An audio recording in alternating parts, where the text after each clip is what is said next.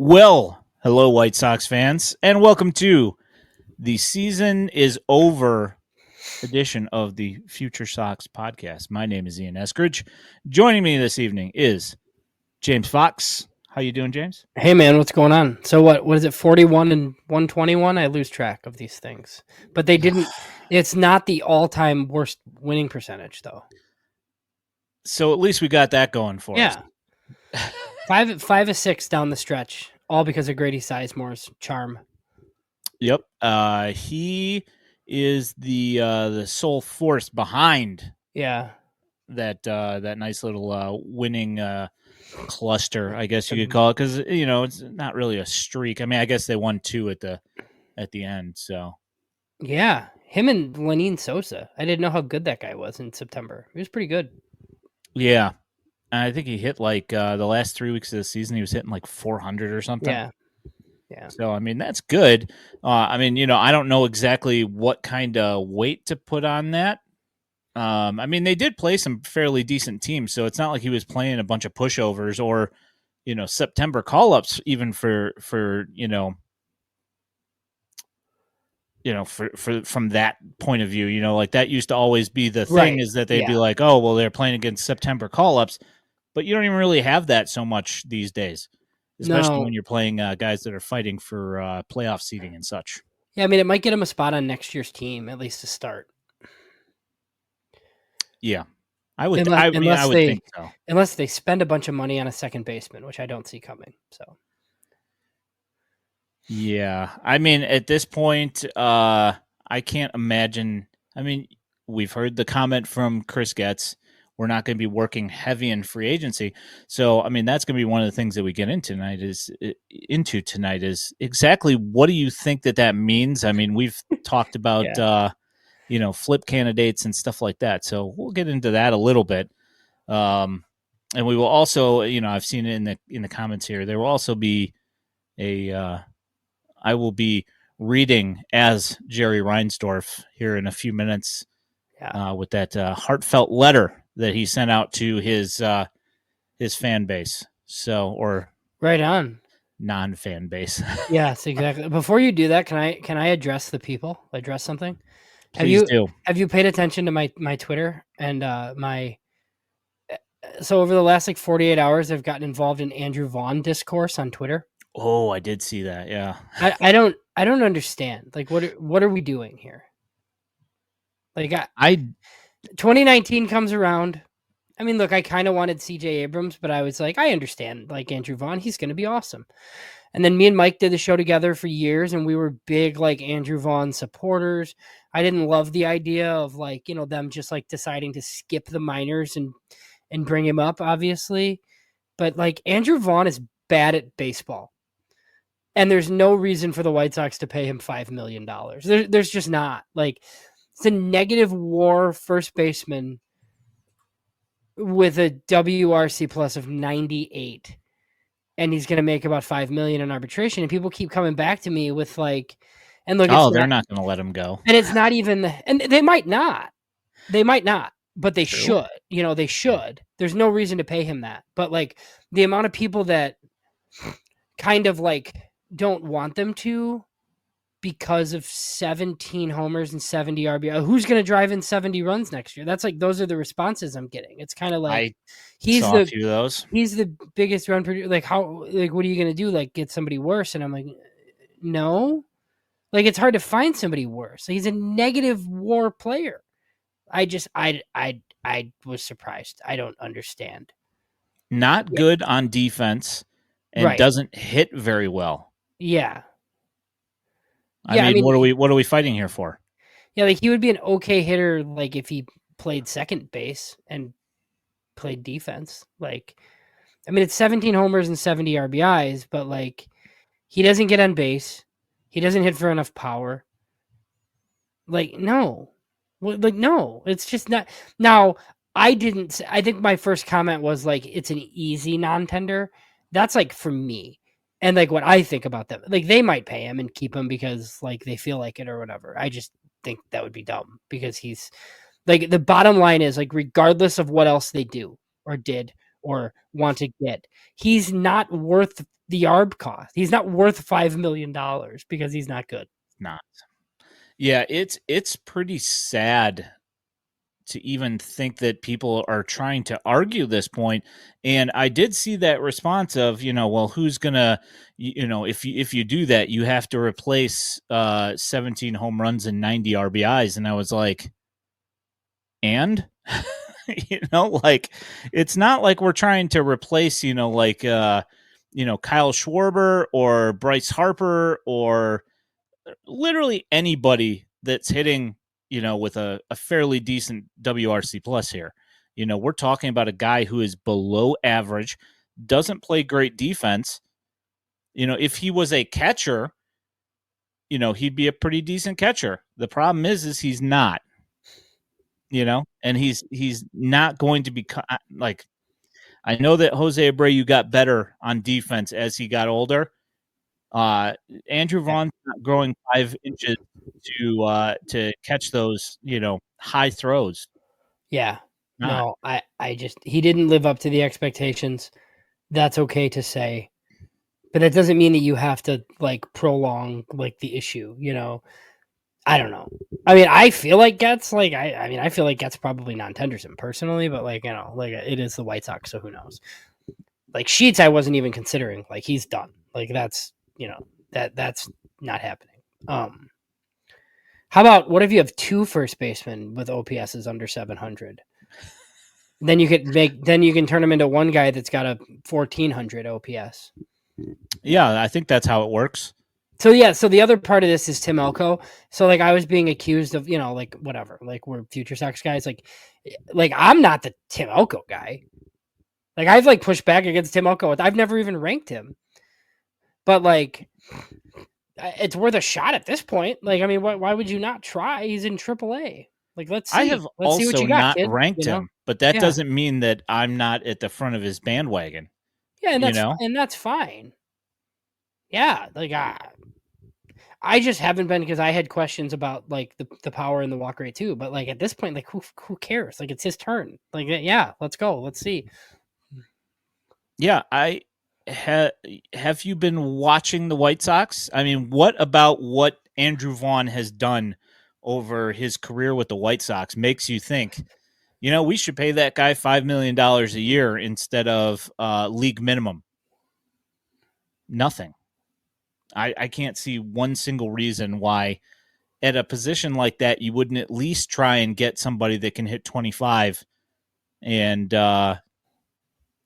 come up with some clutch hits because, Tim Elko has been known to do that. So I'm all for trying that. And I would much rather spend league minimum on a guy that I think could put up better numbers than Vaughn, or at least comparable, than pay him $5 million to be a liability on defense as well.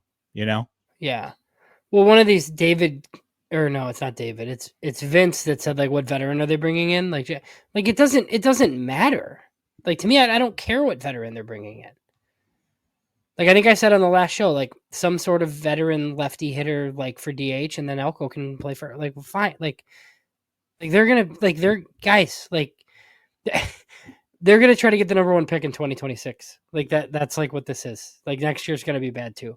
So and it doesn't mean like it has to be like the very worst record ever, but it's probably like a bottom 3 record in the league still. So sorry. 117 I didn't know that. I didn't know he was that good from June on. But like, okay. Yeah, but see, here is the problem. And this has been the problem with him basically this entire time, is that you get that little taster that you think next year he's going to be good because he figured it out. And then he comes back the next year and it's the same thing over again.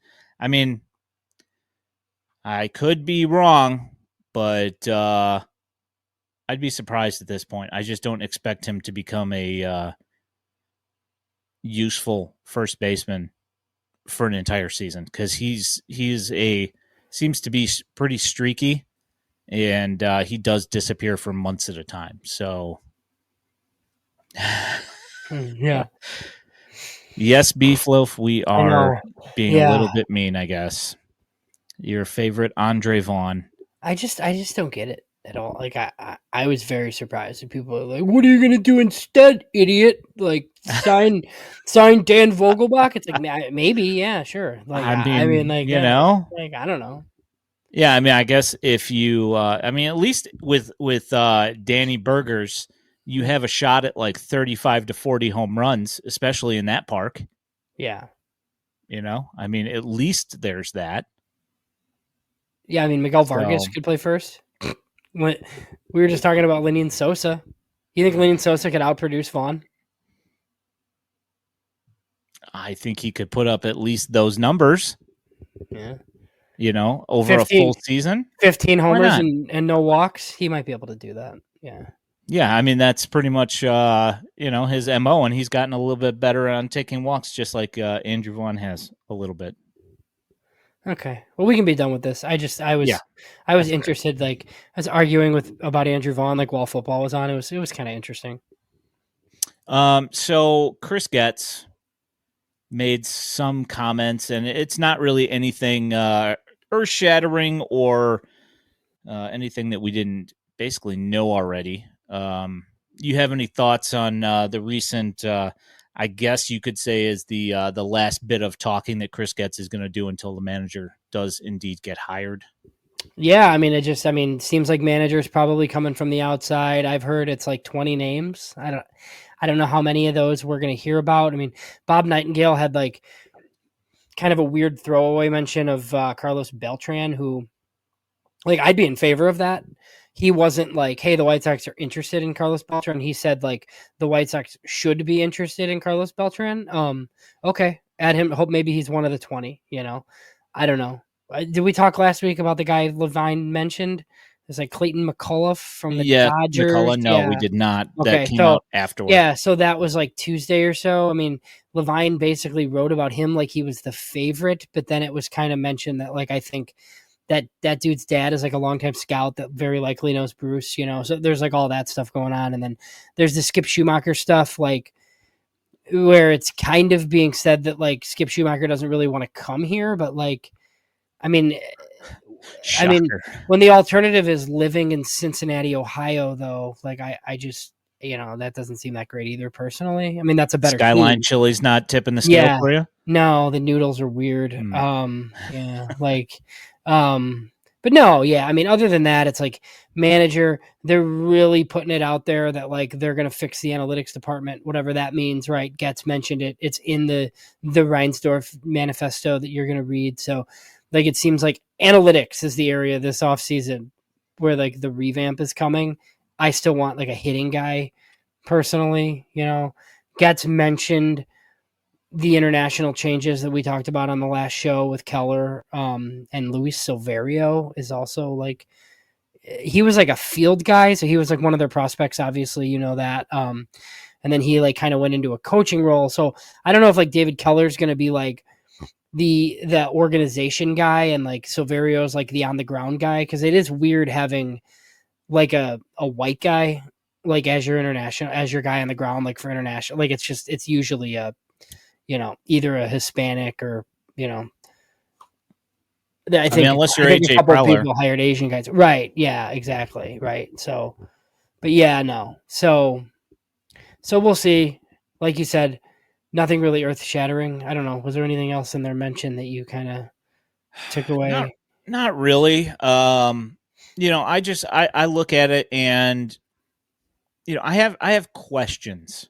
I don't think that there's necessarily a topic that's there um, that he mentioned wasn't something that didn't expect him to say. I expected him to say all that stuff. But my question is if you know something's been a problem for years, why and Jerry was quoted as saying, "We're going to hire Chris Getz because he knows about our operations here and we don't want to waste a year." So knowing that Chris Getz knows where the deficiencies are, why did it take a year to make these changes? And I talked to you about this before the beginning of the season. When I mentioned, that Chris Getz said that Jerry might, give them some money to shore up some of these areas.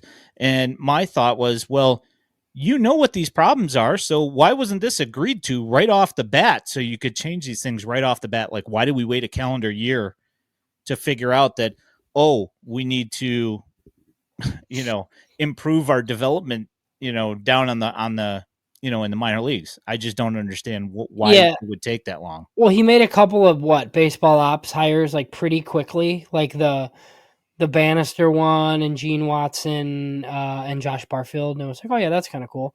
It took I don't know, like, I mean, I had heard that he wouldn't, like, they wouldn't part ways with Marco Patti like until recently because his contract is up. Like, I just think there's all sorts of stuff like that under Jerry where it's just like, he has 6 months left, like, let's do it then type of thing. When it's, I mean, like, Chris Getz didn't wake up one day and realize that he wanted a new director of international scouting. Like, I'm pretty sure he knew, like, when he took over and then started, like, releasing all of Marco Patti's players. It's just stuff like this where Jerry holds you back. So, I mean, like, even with, like, the analytics department, like, what does that mean? Does that mean you hire one person to run it and he gets to hire as many people as he wants? Does it mean you hire 5 people? Like, I don't know what that means. And then once they're done with it, are they still, like, behind every other organization? At least everybody else in the division, I'm sure. Yeah, I mean, it depends on who you're hiring. And, even if you are allowed to hire a lot of people, it doesn't, unless they're coming from a forward thinking organization, I don't think it really is going to move mountains. It's not going to change things that much. It has to be like as we've talked about numerous times, it has to be top down. You can't just be piecemealing guys in here and there. It's got to be organization wide. It can't just be, one guy here and one guy there and expect it to change everything. Well, and since it's been philosophy, since it's like kind of pushed out there in the forefront, though, like, do you think we're going to hear about it? Like, are we getting a press release or like a beat writer that's like, they've hired this guy from here and he's the head of the director of analytics? Or is it just going to be like, oh yeah, we fixed the department like in this off season? Like, I don't know. I mean, they're putting it out there like some like major name is coming, but none of us have ever heard of any of these people. Yeah, that's also one of the things, is that, and like, I get it. I'm not a minority shareholder of the White Sox. I mean, Jerry doesn't owe me any explanations of who's getting hired, and I don't, necessarily expect to find out everybody that's been hired. But I mean, for crying out loud, like, transparency, like, show, and as has been said, the White Sox fans deserve better. So let's start that with a little bit more transparency over, who's getting hired, what kind of contracts they have. So we can at least say, okay, this guy's got a 2-year contract. And after year 1, if we're like, yeah, this guy sucks, let's, like, at least we only know that we only have a year to watch this, for. Well, that's where, like, one of the things, like, even with last year, like, I had heard some negative things about Gene Watson when they hired him, but the one thing that I was happy about was, like, his title. He has a real title that other teams give. Like, they hired Gene Watson as the director of player personnel, so he's running pro scouting, right? Like, okay, great. So now we know, like, oh, who's at the top of the pyramid on, like, pro scouting?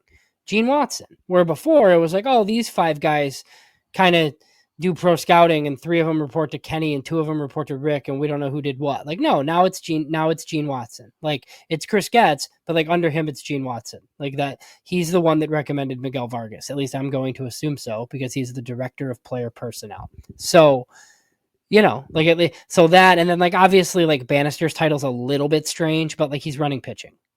Like, he's in charge of pitching org wide. The other assistant general manager, Jin Wong, is doing contracts.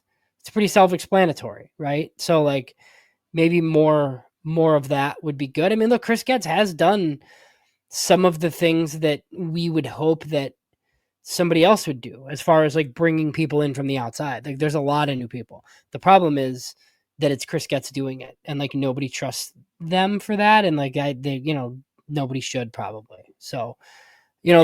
the last part of the statement, kind of really that you mentioned, the not going heavy in free agency thing. He did. I don't know if it was off the record or if it was like mentioned to somebody, but he kind of highlighted the Eric Fetty deal as something that he foresees, like stuff like that. He thinks they'll do again.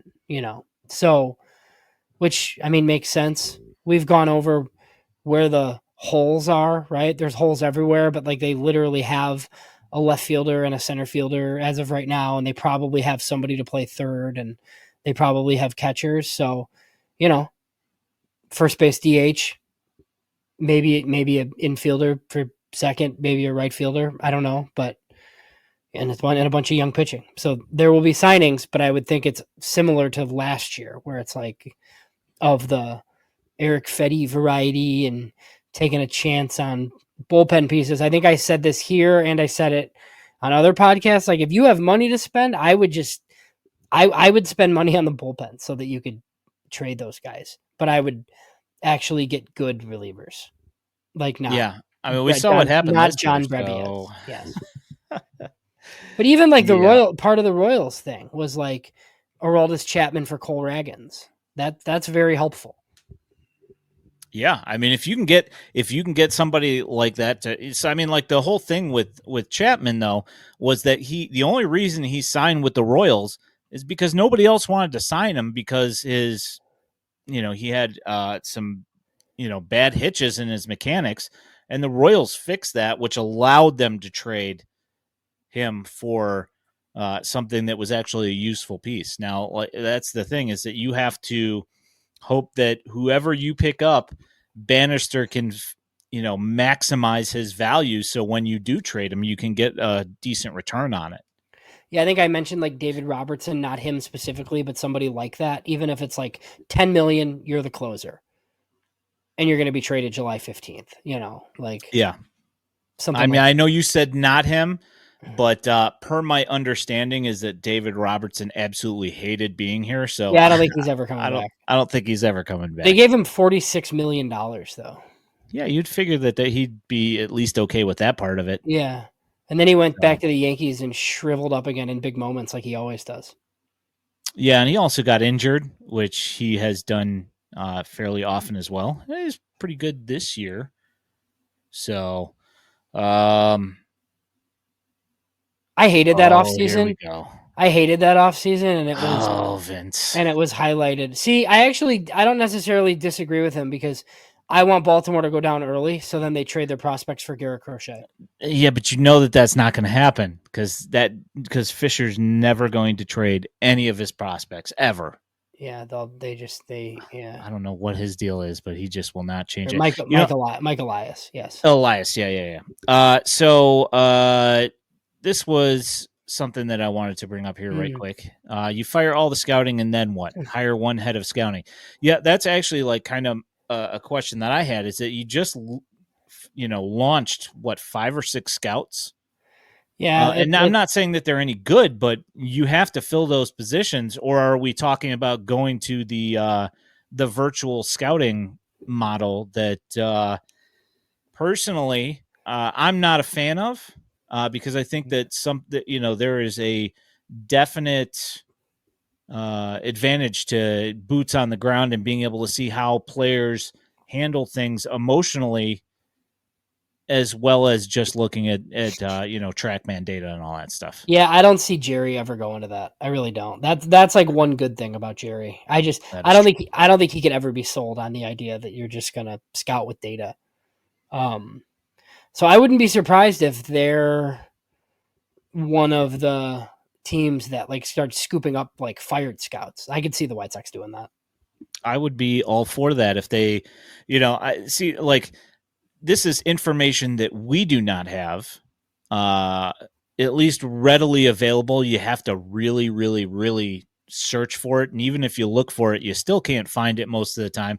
Is what scouts are scouting guys that get signed and become something. Like, trying to find that information is like a needle in a haystack, It is. That's why I always like on our draft tracker. I always put the signing scout just so like we could give them credit down the road. And it's usually in like old Baseball America handbooks. The signing scout is usually listed, right? But then that doesn't give any credit to some guy in A ball that fixed the hitch in a swing, and unlocked a guy, So it doesn't really say anything on the development side. Yeah, I'm just that's one thing like I should probably like I never get the handbook. I get the downloadable version, and I just never think to even like Yeah. look at that thing once I Right. give it the Once once it's over. Yeah, I have like probably 15 years worth of handbooks on the shelf behind me. I could go back Hmm. and see in some cases. But yeah, I mean, yeah, it's like one of those things. Like JJ Lally will always have Noah Schultz, regardless of like now he's a cross checker for the White Sox, but he was the area guy for Schultz, the area guy for Wolko. Um, he's local. So Did he do? He did Indiana as well. he's not Montgomery now. No, I wasn't thinking Montgomery. I was thinking like Schweitzer and Yeah. like the Indiana guys like No, I think that was Idolo and all those guys. somebody that's no longer there. That's now I forgot his name, but Hmm. he was he's now the pitching coach at Ball State. The guy that I'm thinking of, Oh, right. who Yeah, I was remember who that he move. I was like remember. the Indiana scout. Yeah, yep. All right, so I know that I've been advised that it might cause some vomiting, but I'm going to go ahead and read this Jerry letter here, so we can kind of run through and dissect this thing. I know that we've talked about a little bit of it already, but there's a couple of other little things in here. To White Sox fans, by all measures, our on-field performance this season was a failure.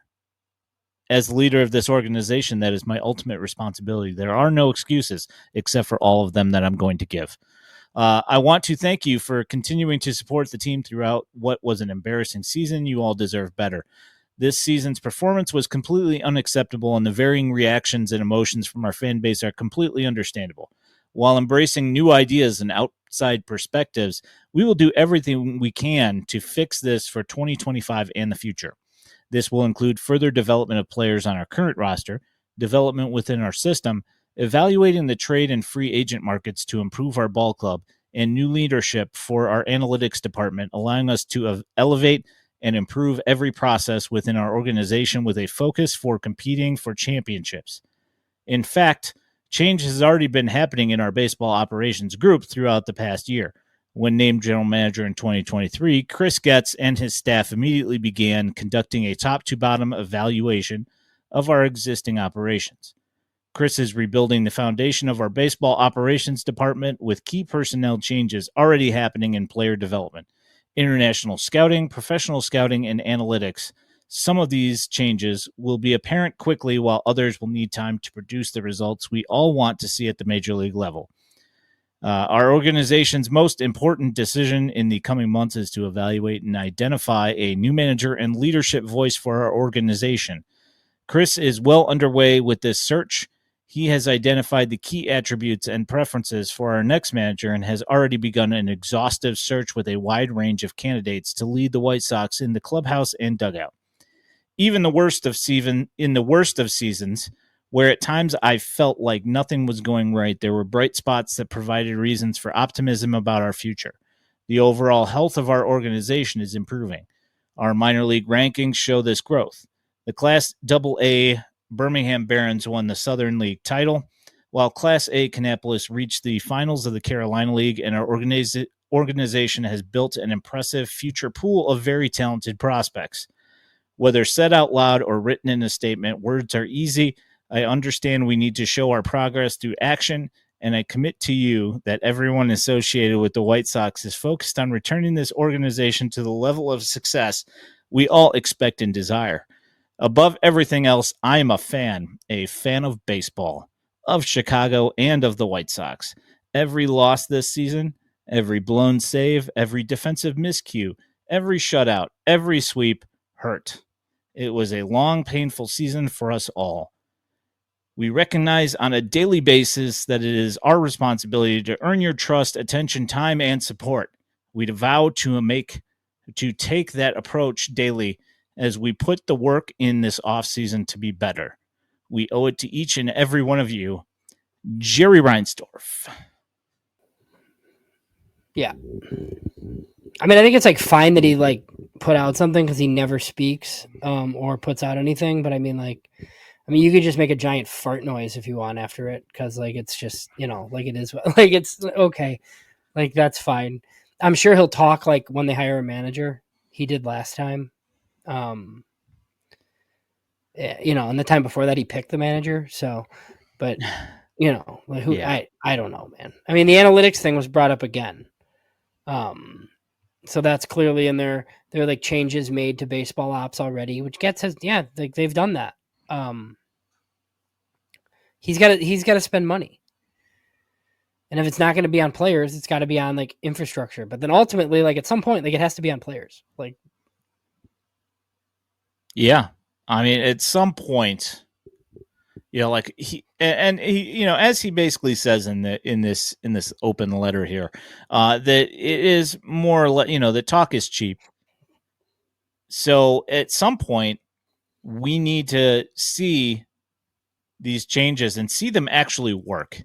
Because I can sit there and say that I'm going to do this and I'm going to do that and hire somebody, but that doesn't necessarily mean that the results are going to actually come to fruition as I envision them to, because we all expected the, this first, the rebuild to help things and for us to get better. And it just didn't ever matriculate to that, So, yeah, I don't know.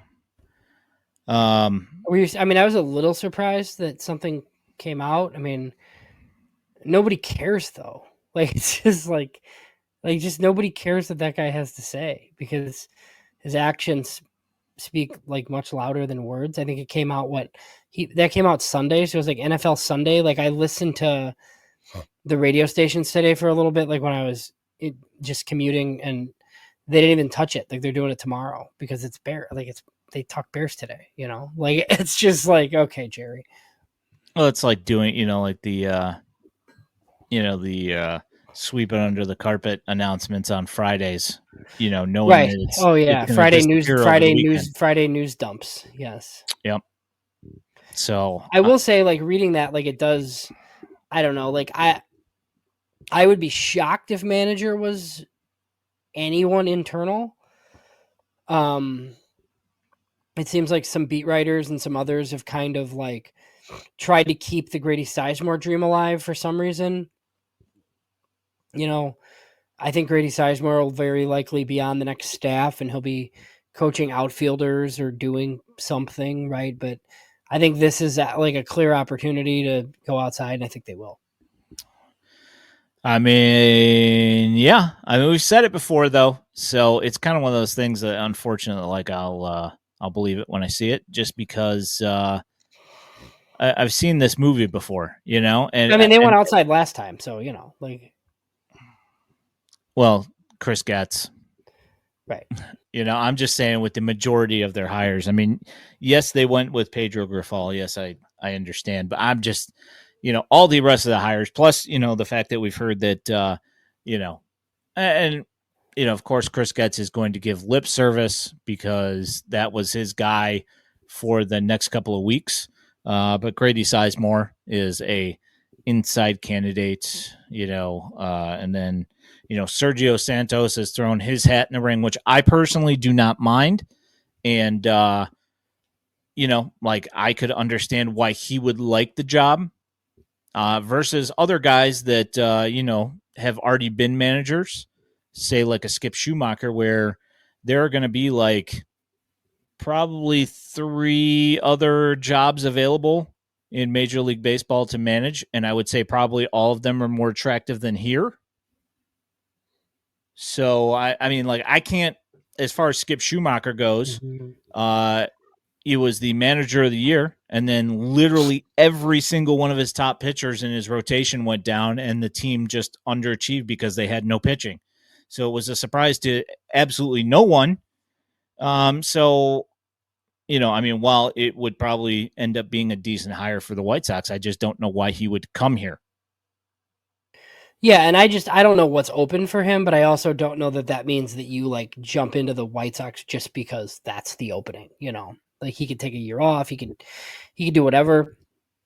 Apparently, he's from California and like wouldn't mind going back there. I don't think there's going to be a California job open anytime soon.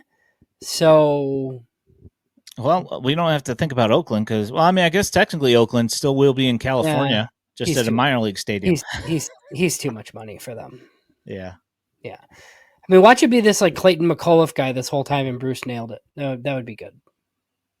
I mean, yeah. I mean, I don't know anything about him, but if it's a Dodger, like I'm fine. That's fine. He did. I tried to look because he was like a Indians farmhand, but he didn't cross over with Barfield at all because Barfield, like I always forget, like was a Padres prospect that got traded to the Indians, so they didn't cross over at all.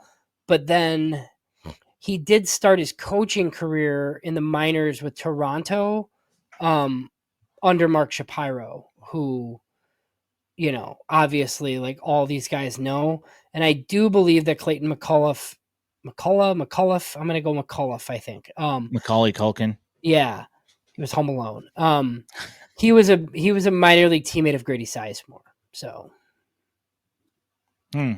I mean, yeah. So, are you thinking that Grady Sizemore sticks around as a Major League Baseball coach?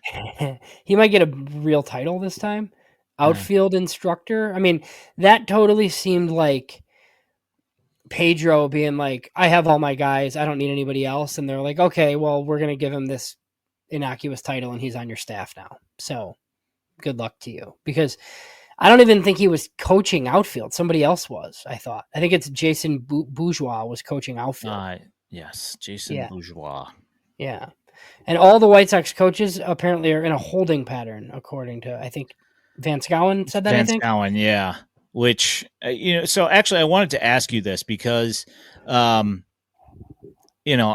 know, do you think that if it was a deal breaker for somebody like a Skip Schumacher, if he came and he's like, I absolutely do not want Ethan Katz, and he said he wanted a different pitching coach, do you think that that's a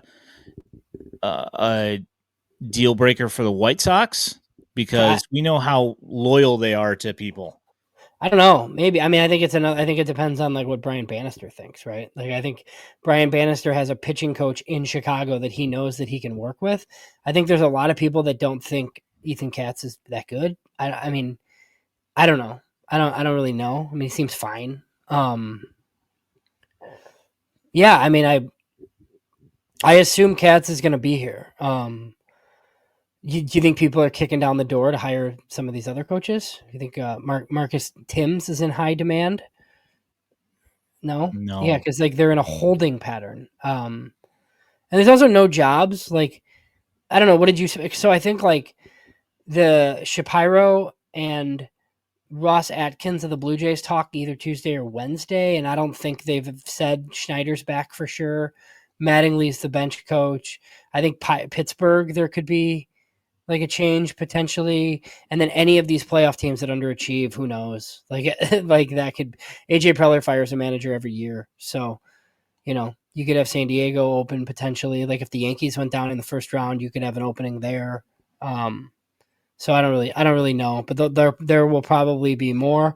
For a minute today, I thought we were gonna have like a real president of baseball ops opening, but that was about 90 seconds. Yeah, that lasted. We heard about Farhan Zaidi getting launched, and then immediately it came out that Buster Posey was going to take over for him. Yeah, that would be like what, hiring. He's better AJ. Yeah, I mean he's better than Jose Abreu because it's somebody. It's like it would be like if you hired somebody that recently like left, right? It would have been like if you hired Frank Thomas to run baseball ops in like 2008. Like or something, like. Yeah, it was. Yeah, I was kind of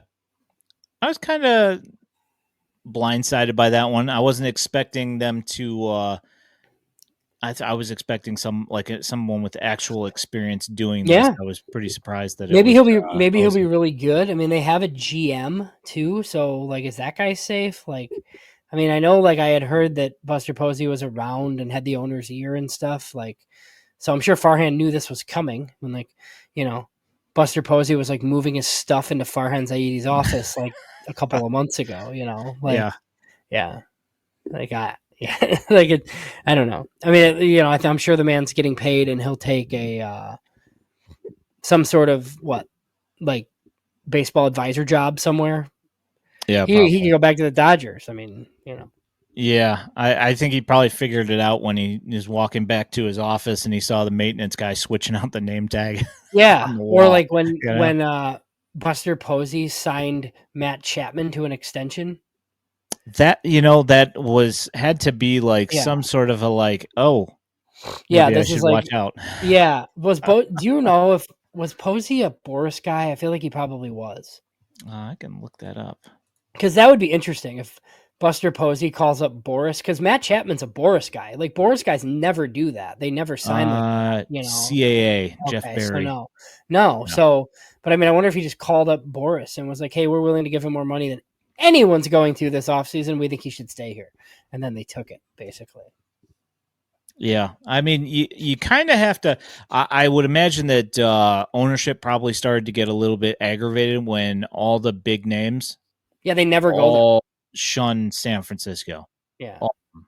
So I would imagine that that's probably kind of what yeah, like started that whole process in the. yeah.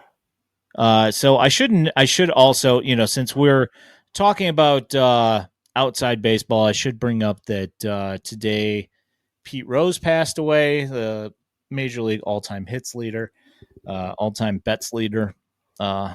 has passed away. It was like 80 something. 83, I believe. 83. Yeah, we need that score. The 670, the score 83 drop. That 83. 83. Yeah, we should also, for just for fun, Dikembe Mutombo also passed today from brain cancer. So rest in peace, gentlemen. You think the thing I told Pete you Rose gets in or no? probably. Yeah. They'll probably do it now. I mean, I told you off air, like these things usually come in threes. So I'm bracing for another sports legend here. 83. Yeah. Yeah. Exactly. Yeah. So it was brought up earlier in the chat, but I figure I will bring it up now. Is that since we last streamed, the Birmingham Barons did in fact win the AA championship, as Jerry noted. Yeah. How many do you think he can name anybody on the team? Noah Schultz, probably. Yeah, that's probably it. Probably Schultz. But to be fair, half, 75% of those guys on that roster for the championship team, lots of White Sox fans couldn't either. Lots of new dudes hung on and got that done. I will say before you continue, I wrote a piece on the Arizona Fall League, and like it's the first time I really noticed how well DJ Gladney did in Birmingham. He was good for the Barons. He did way better in Birmingham than I was expecting. I was actually very surprised that he did get promoted because just things kind of seemed to stagnate in Winston-Salem. Yeah. And when he got promoted, he just picked up and actually, kind of picked it up a little bit in Birmingham compared to Winston-Salem. So I don't know if he was just bored or what the deal was, but yeah, he had a pretty productive time while he was there. He went to the pitcher's park and put up a 130 something WRC plus for a while. You think Jerry knows who Riku Nishida is? No. Certainly couldn't pronounce it, at least. No way. Not a chance. He might know that they drafted like some little Japanese hitter that slaps the ball. Like it maybe. Yeah, I don't know. But yeah. So I'm just going to throw this out there. If you see, these are the kind of podcasts that I listen to. when I'm listening to podcasts, but there is a podcast called The Show Before the Show. If you do not subscribe to it or listen to it, it is a minor league centric podcast run by the guys who do MLB Pipeline, but it is like the, not, it's a little bit more deep diving than MLB Pipeline. Yeah, it's so, not Dallas and Mayo, right? Like, yeah. Kurt, a friend of the program, Kurt Bloom, the voice for the Barons, was on the episode that got released today, I think.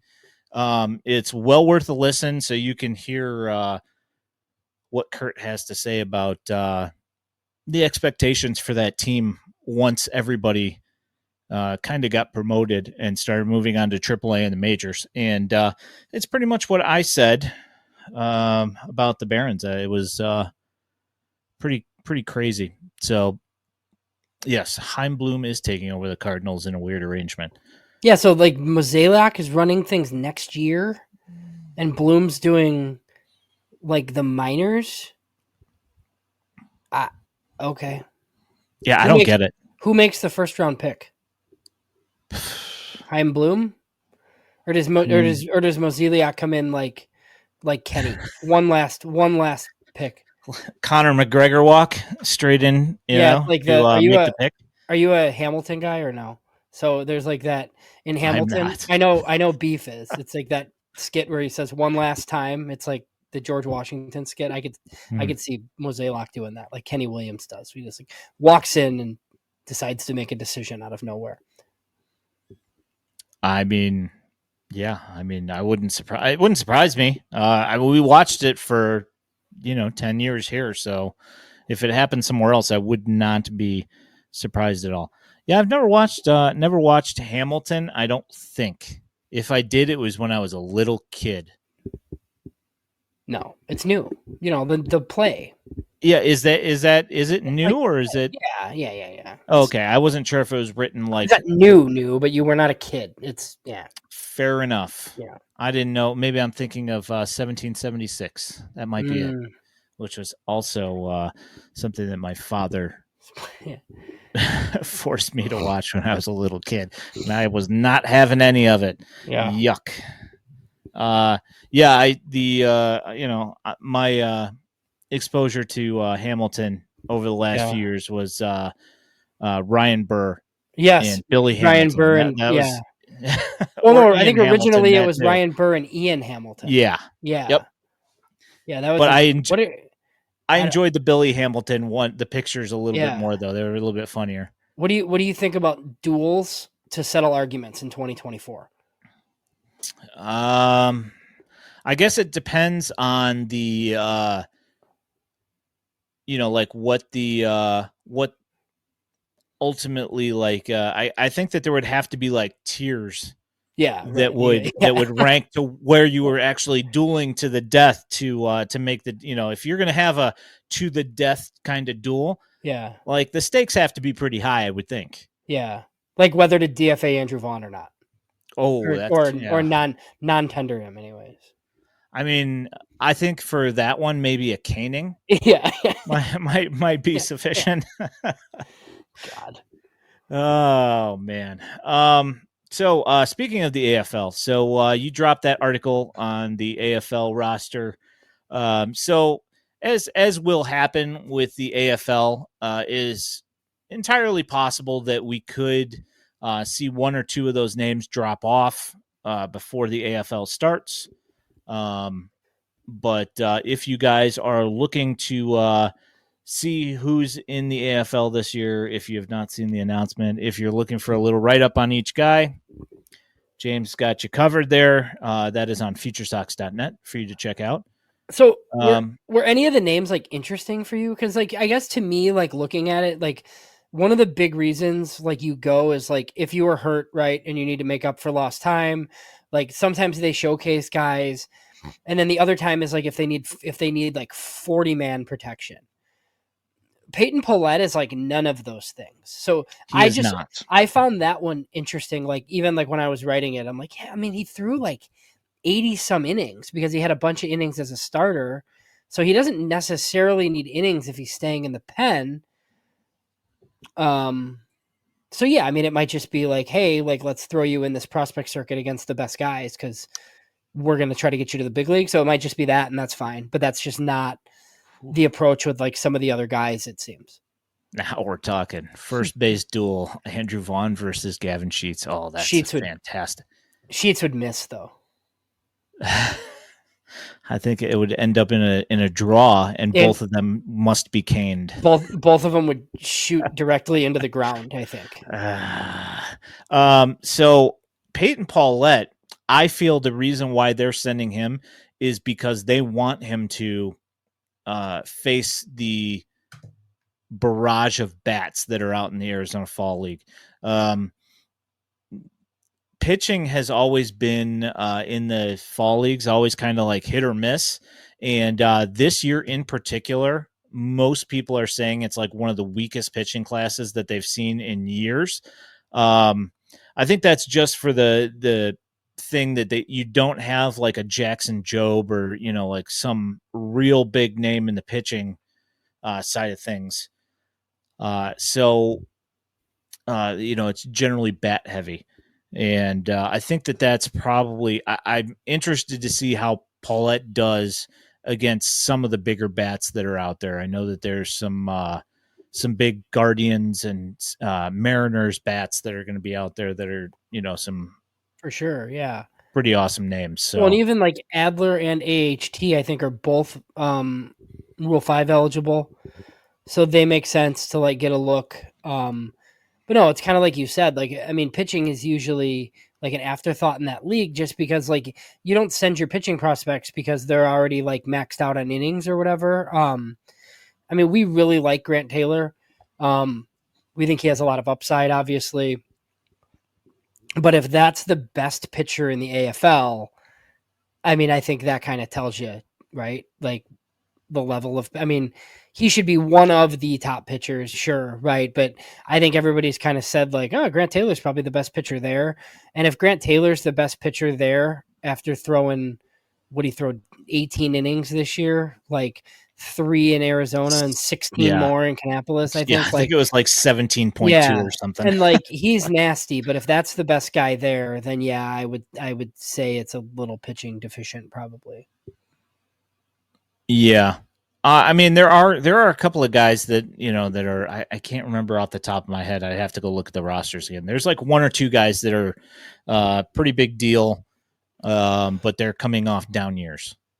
So, and Andrew Painter is a possibility to show up there, but he hasn't been announced as a guy that's going to be there yet. Yeah. So, did you see Andrew, I forgot who, I think it was it the Jesse Rogers piece that mentioned the White Sox asked for Andrew Painter in the Crochet talks, I think. And they Philly like turned it down at the time. Yeah, I mean that's fine. And I'm fine with it, to be honest. I mean, yeah, Andrew Painter would be a great get, I think. But again, he's coming off he's taking a long time to get back. Yeah, he is taking his sweet time. So who exactly knows what he's going to come back as? We've seen this one as well. Yeah. So,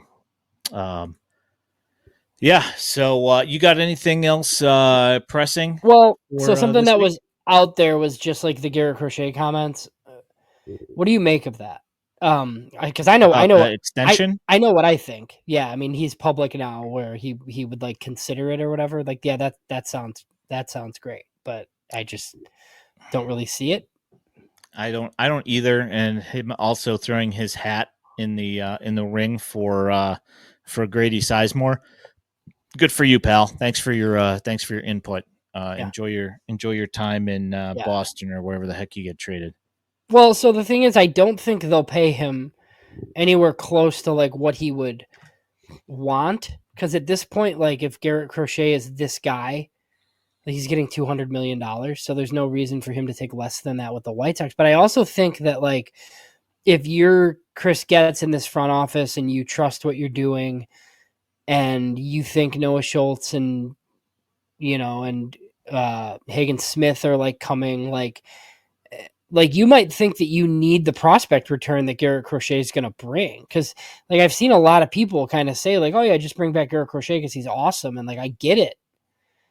But where are they going to get bats from? They just they can't I hit don't at know. all. Pitching is not their problem. Yeah, I mean, I don't see that game changer bat right now.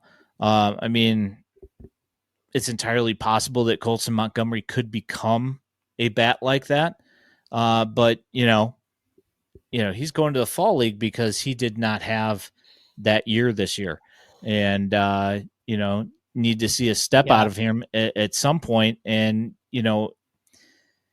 just because time's going by doesn't necessarily mean that Colson Montgomery is going to get better. He has to take that next step. So we didn't even talk about that. Like I thought that was interesting that all of a sudden he was just because the original roster that we had Sean Burke on it plus the other guys, right? yeah.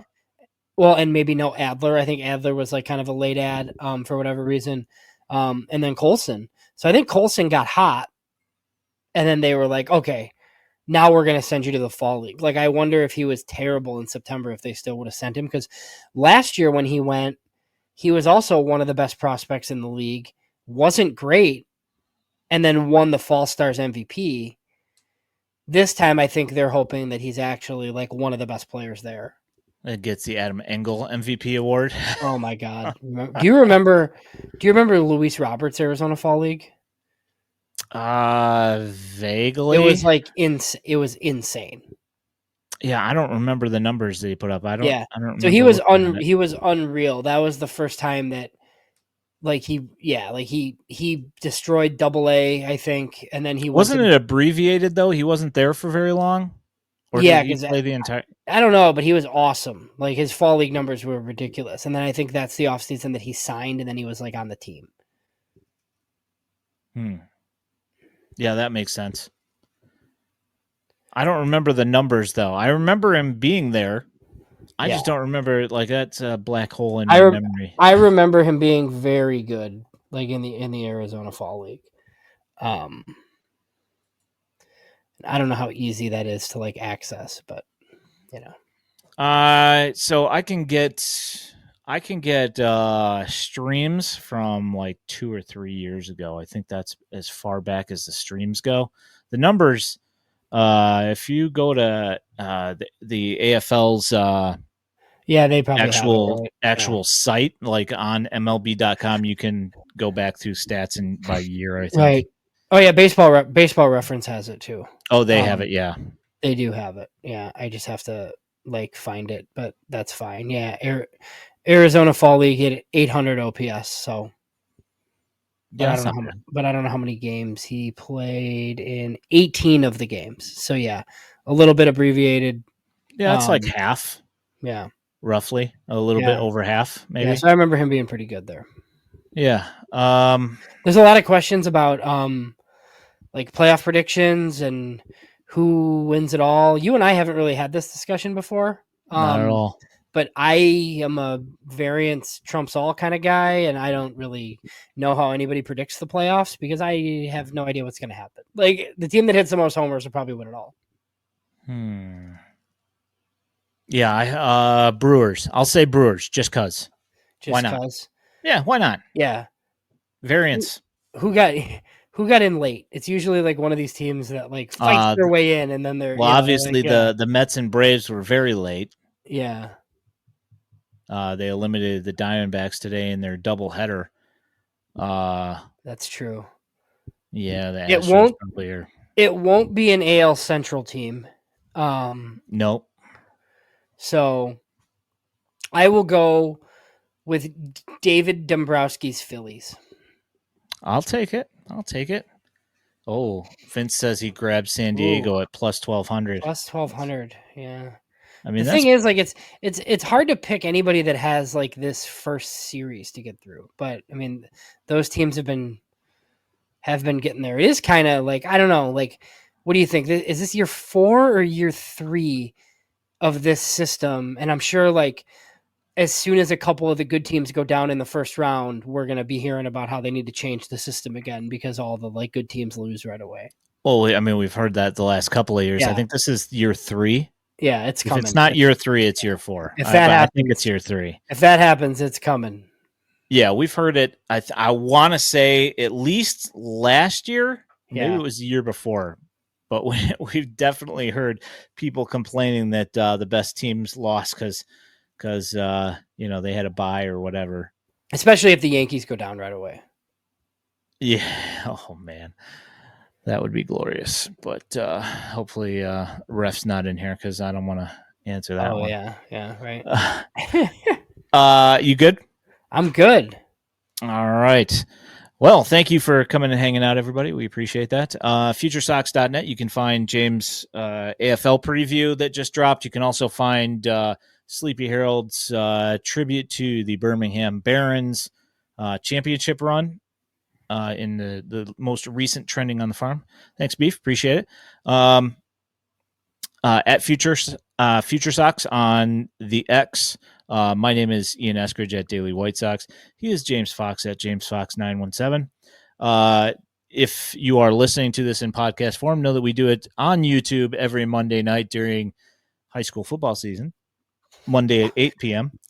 And then not during high school football season, we do Sundays at 8 p.m. But for the near future, we are here at Monday at 8 p.m. every week on YouTube and on twitch.tv/FutureSox.